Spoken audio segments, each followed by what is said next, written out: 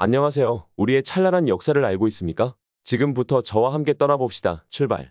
단군 할아버지 이후에 부여라는 나라가 있었습니다. 하지만 부여뿐만이 아니라 옥저국, 낙랑국, 고죽국, 마한국, 변한국 등 여러 국가들이 있었습니다. 이 시대의 현상을 열국시대라고 부르는 사람들이 있습니다. 마한의 54국, 진변한의 12국, 남옥저, 북옥저, 동옥저, 그리고 낙랑국, 또한 역사에 이름만 나오는 포상팔국, 가야, 연맹체, 육가야. 우리가 알지 못하는 그런 나라들도 많이 있습니다. 그런데 말이죠. 우리의 학계에서는 그 나라들의 위치와 크기를 지금의 대한민국의 읍면 단위로 보고 있습니다. 그게 나라입니까?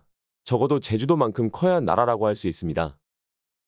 고구려 역사에서는 수도를 많이 이전해왔습니다. 더 좋은 곳으로 가거나 전쟁에 패해서 다른 곳으로 이전을 해야 했습니다. 그런데 평양이라는 수도가 자주 나옵니다.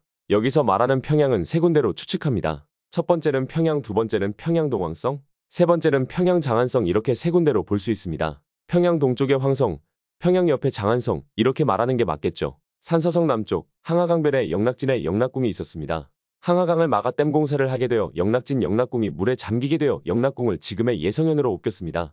위성 지도로 보시면 아주 잘 옮겨놨습니다. 그런데 여러분, 영락이란 연호를 썼던 왕은 동아시아에서 딱 두 명이 전부입니다. 하나는 명나라 3대 황제인 영락제, 또 한 명은 우리 고구려의 광개토호태왕, 연호가 영락입니다. 자, 여기서 명나라의 초대 수도는 현재의 중국 대륙 남쪽 난징입니다. 그 후 영락제 12년, 지금의 중국 북경으로 수도를 옮겼습니다. 명나라 영락제가 산서성까지 와서 궁을 세울 일이 있겠어요. 지금의 북경에 영락제가 있어야 하는 곳이죠. 영락궁은 가로 200m, 세로로 600m입니다. 수도로 삼기에는 너무 작은 크기입니다. 영락제는 1400년대 초기에 활동하던 사람입니다. 그러나 영락궁에 있는 벽화들은 원나라 1247년부터 1358년 110년간 만들어졌다고 합니다. 이때는 영락제는 태어나기 전입니다. 영락제는 1360년에 태어난 사람이고 연호는 그 사람이 죽어서 남기는 칭호로서 있을 수 없는 일입니다. 그리고 1247년에 벽화가 그려졌다고 하지만 영락궁으로서는 그 이전에 만들어졌을 가능성은 있습니다. 발견된 상태에서는 언제든지 그림은 바꿔 그릴 수 있습니다. 영락궁이 있던 영락진, 그곳은 아주 옛날 부귀 때 장수왕께서 자신의 아버지의 업적을 남겨두기 위해서 그곳을 영락현으로 지명하셨습니다. 중국 백과사전의 영락현에 대한 설명은 다음과 같습니다. 동위 540년 북평현 서북쪽 땅을 쫓겨 영락현을 설치해 낙랑군에 속하게 했다. 북주 때 영락현을 창녀군에 속하게 했다가 북평고성으로 속하게 했다고 합니다. 수나라 때 창녀군에서 파하고 영락현을 이역주로 변경했다가 주를 파하고 상곡군에 속하게 했습니다. 당나라 때 영락현을 역주에 속하게 했으며 그 후 742년 영락현을 만성현으로 개명했습니다. 742년까진 영락현이라고 있었지만 그 후엔 영락진이라는 작은 단위 지명만 남았습니다. 현재 북한에서 발견된 덕흥리 고분을 살펴보겠습니다. 앞쪽 무덤에 주인인 유주사자 진이 앉아있고 다른 옆벽에는 유주자사 관하라에 있는 13명의 태수들이 정무보고를 하고 있습니다. 13명의 태수는 다음과 같습니다. 연군태수, 범양내사, 어양태수, 상곡태수, 광령태수, 대군내사, 북평태수, 요서태수, 창녀태수, 요정태수, 현토태수, 낙랑태수에서 12명이고 한 명은 판독이 안 돼서 누구인지는 모른다고 합니다. 우리가 알고 있는 위 태수들의 지역은 현재 중국의 북경 부근에 거의 다 있다고 알고 있습니다. 지금의 요하강에서 오른쪽은 요동군, 왼쪽은 요서군이라고 합니다. 그리고 현토는 요동군의 오른쪽에 있고 낙랑군은 그 아래인 지금의 북한 평양에 있습니다. 자, 한번 봐주세요. 북평, 광령, 어양, 상곡, 탁군, 연군, 하복성 북쪽에 있고 요서, 요동, 현토, 낙랑은 너무 떨어져 있죠. 이게 맞는 건지 모르겠어요. 요서와 북경 중간에는 아무것도 없다는 건 이해가 안 돼요. 유주자사 진은 북경과 요서 사이의 지역은 싫어했었나 봐요. 지금 보이시는 지도를 보면은 산서성 남쪽에 영락궁이 있습니다. 부귀 때 즉 장수왕이 영락현으로 했다고 하잖아요. 그럼 장수왕 때부터 저 자리는 영락현이었습니다. 장수왕 때부터 북평현을 쪼개서 영락현으로 편성하고 낙랑군에 속하게 했다고 합니다. 그럼 낙랑군은 영락현 옆에 있어야 가능하죠. 낙랑군의 이 위치가 아닌 다른 위치에 있다면 어떠한 현상이 나올까요? 첫 번째로 한반도의 낙랑이라면 말이죠. 삼국사기에서 말하는 삼국인 고구려, 신라, 백제와 낙랑과 관계를 알아보겠습니다. 먼저 신라와 낙랑은 어떤 사이였을까요? 기원전 28년 4월, 낙랑이 신라를 몰래 침략했다. 4년 7월, 낙랑이 신라를 침입하다.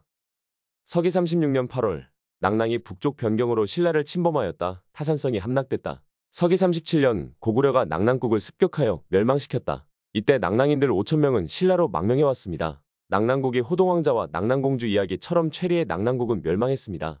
서기 300년 3월, 낙랑과 대방이 항복하여 복속해왔다. 263년이 지난 후에 낙랑이 다시 등장합니다. 서기 44년, 후한 광무제가 병력을 보내 바다를 건너 낙랑을 침략했다. 후한 광무제가 고구려의 낙랑국에 있던 땅으로 공격해 그 땅을 뺏어싸 낙랑군을 설치했다고 합니다.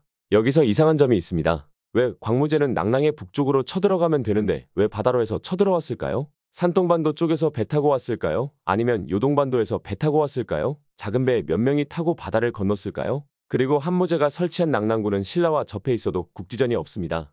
신라와 우호관계였다고 생각이 듭니다. 백제와 낙랑의 관계를 알아볼게요.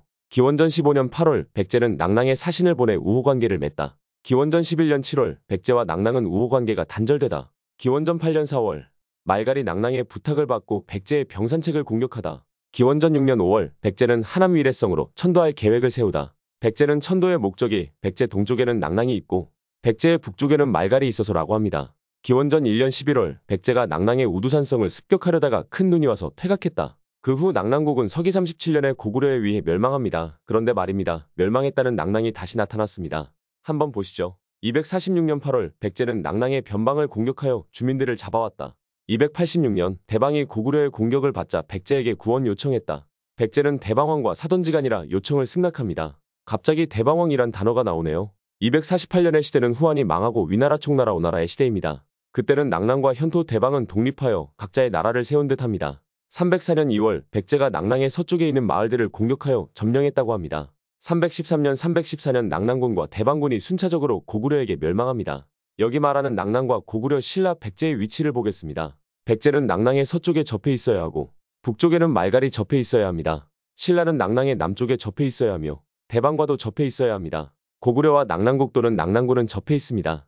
신라와 백제도 당연히 접해 있어야 합니다. 서기 63년부터 교류가 있었고 서기 64년에는 백제가 신라를 공격합니다. 고구려와 백제 사이에는 낙랑과 현도가 있어서 접해 있지는 않았습니다. 낙랑군과 대방군이 고구려 손에 넘어가고 나서는 백제와 고구려는 접해 있습니다. 369년에 고구려 고구건왕이 백제를 선제 공격하고 371년에 고구건왕이 백제왕한테 목숨을 잃어버리는 사건으로 백제와 고구려는 많은 전투를 해야만 했습니다. 다음은 한반도에서 낙랑과 고구려 신라 백제의 위치를 보겠습니다. 백제는 낙랑의 서쪽에 접해 있어야 하고 북쪽에는 말갈이 접해 있어야 합니다. 그러나 낙랑의 서쪽은 바다입니다. 낙랑의 북쪽에는 한나라 또는 고구려와 접해 있습니다. 신라는 낙랑의 남쪽에 접해 있어야 하며 대방과도 접해 있어야 합니다. 그러나 낙랑과 신라 사이에는 대방과 임둔이 떡하니 버티고 있습니다. 고구려와 낙랑국 또는 낙랑군은 접해 있습니다. 신라와 백제도 당연히 접해 있어야 합니다.